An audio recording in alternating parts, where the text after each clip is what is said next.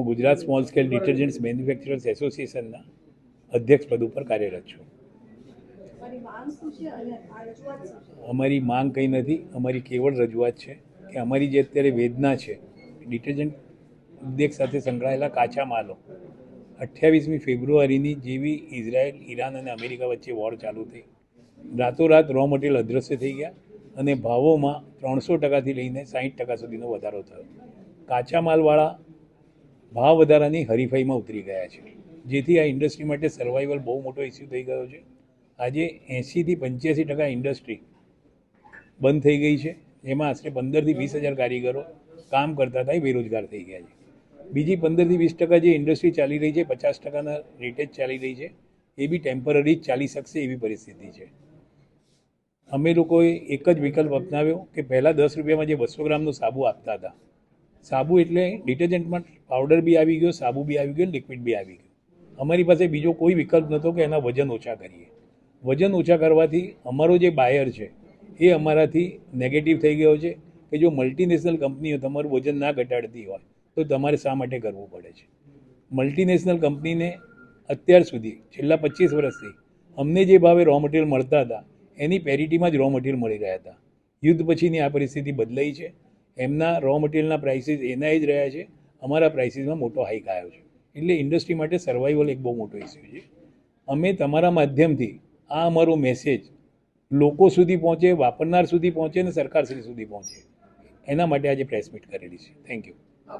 Central લેવલે રજૂઆત કરી છે પેટ્રોલિયમ મિનિસ્ટ્રીને, કેમ કે બેઝિકલી આનું જે રો મટીરિયલ છે લેપ્સા, એનો 60% કોસ્ટિંગમાં ભાગ ભજવે છે અને એના જ ભાવ વધારા 300% થયા હતા, જેની રજૂઆત અમે સરકારશ્રીને કરી.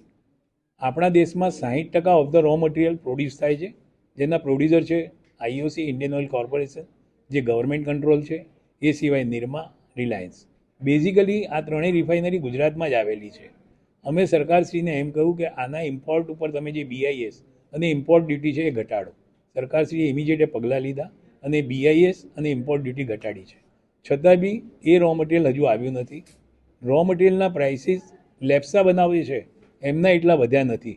એમણે કેવળ ને કેવળ આ શોર્ટેજનો લાભ લઈને એમના નફા વધારે છે. એ અમારી રજૂઆત છે. મારું નામ પટેલ હર્ષિત છે, સારસ ઇન્ડસ્ટ્રીઝ.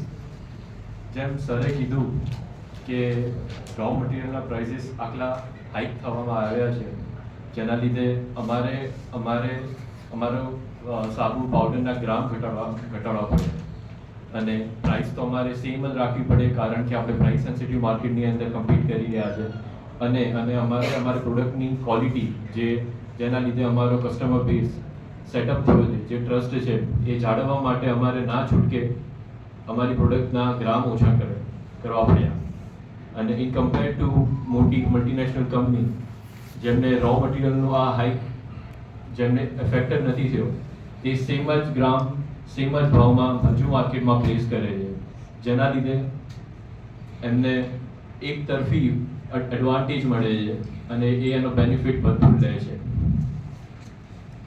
તો અમારે સરકારશ્રીથી થોડુંક અપીલ છે કે તે આ બાબતે થોડુંક જોવે અને અમારા જેવી કંપની MSME કંપનીને હેલ્પ આઉટ કરે આ સિચ્યુએશનમાંથી અને તેમનો સપોર્ટ આપે.